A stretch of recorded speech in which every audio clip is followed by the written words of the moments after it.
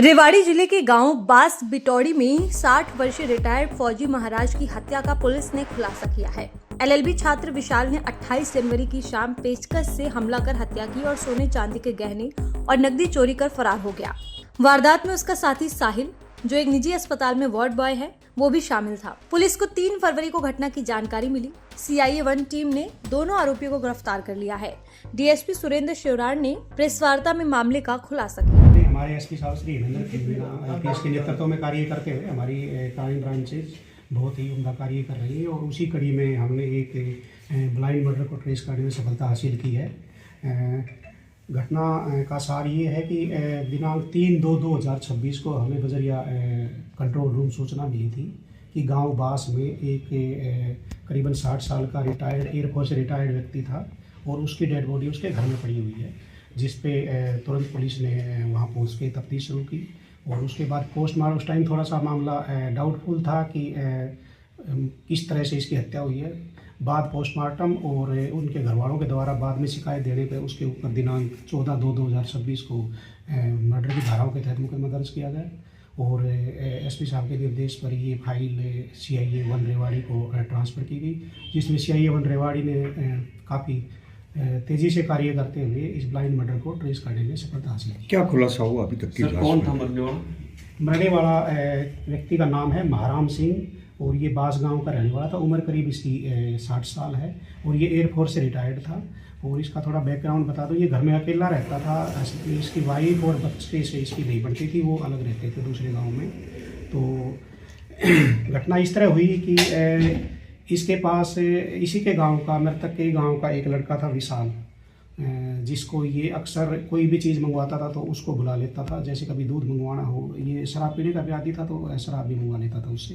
तो ये विशाल का उसके घर पे आना जाना था। विशाल ने काफ़ी बार गया तो देखा कि इसके पास काफ़ी गहने और पैसे रखे हुए हैं, जिस पे इसके मन में लालच आ गया। उसके बाद इस विशाल ने और इसका दोस्त है एक साहिल खालेटा का, इन दोनों ने योजना बनाई कि इसका मर्डर करते हैं और ये जो पैसे हैं ये चोरी करके हम ले जाते हैं। और इसी के मद्देनज़र इन्होंने दिनांक 28/1/2026 को इसने ये विशाल इसके घर गया शराब लेके और शराब दे के वापस आ गया। और जब इसको ये लगा भाई अब शराब पी ली वगैरह से में हो गया, और उसके बाद अपने घर से ये एक पेचकस नुमा वस्तु लेके गया और जाने के बाद इस पे उससे शरीर पे काफ़ी जगह वार किया, जिससे इसकी डेथ हो। सर, विशाल और साहिल का पिछला क्या क्रिमिनल रिकॉर्ड रहा? क्रिमिनल रिकॉर्ड तो इनका नहीं है, कोई रिकॉर्ड तो नहीं है, लेकिन सुनने में है कि विशाल ने एक बार अपने घर से भी चोरी की थी, जिस पे मुकदमा दर्ज नहीं हो पाया, उन्होंने कोई शिकायत नहीं की। और आपको बता दूं कि ये विशाल जो है ये करीब 20 साल उम्र है इसकी और ये एलएलबी का छात्र है, शाहनवाज कॉलेज से एलएलबी कर रहा है। और साहिल जो है ये खालेटा का रहने वाला है और ये विराट हॉस्पिटल में as a ward boy job कर रहा है। ये हॉस्पिटल में क्या घर के अंदर ही हत्या करी थी या बाहर करी थी और किस चीज से की थी? क्या वेपन बरामद हुआ? जो चोरी का माल था क्या वो बरामद हुआ? हत्या इसके महाराम के घर में ही हुई है। और मैंने जैसा आपको बताया कि जो ये आरोपी विशाल है ये मर्डर करने के लिए अपने घर से पेचकस लेके आया था और वहीं पे जब ये नशे की हालत में था तो पेचकस से इसने वार किया। और उसके बाद ये जितना भी सामान था घर में, जेवरात थे, पैसे थे, आपको बता दूं अब तक की जांच के अनुसार करीबन 55 ग्राम के करीब सोना और 1 किलो चांदी और करीबन 30-35 हज़ार रुपये चोरी करने पाए। तो आरोपियों पर शक कैसे हुआ सर? कैसे उन तक पहुंची पुलिस? जैसे पहले शुरुआत में लग रहा था कि मर्डर ही नहीं है, नॉर्मल डेथ आप मान रहे थे। जिस तरह की चोट थी, क्योंकि आपको बता दूं ये 28 जनवरी का घटना है और पुलिस को ही सूचना है ना 3/2 को मिली है, तो डेड बॉडी थोड़ी सी ख़राब हो चुकी थी।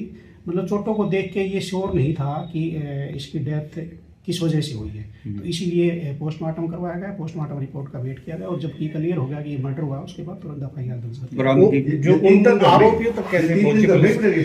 हाँ, डेड बॉडी घर में पड़ी थी। इसमें क्या हुआ, एक तो है ना इसका जिस दिन इसके साथ ये वारदात हुई उसी दिन से इसका मोबाइल बंद था। ये जो आरोपी है इसका मोबाइल भी ले गए थे। तो आसपास गांव में पूछताछ की गई तो ये बात सामने आई, भाई सबसे ज़्यादा आना इसका विशाल का इसके घर पे था।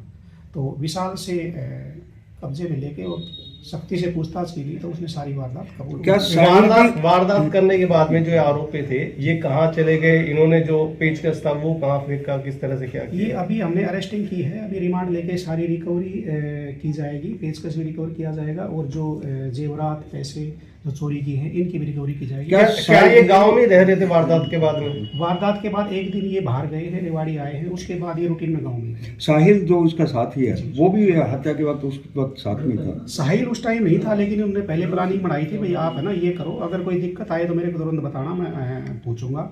लेकिन ये उस टाइम नहीं था मौके पे।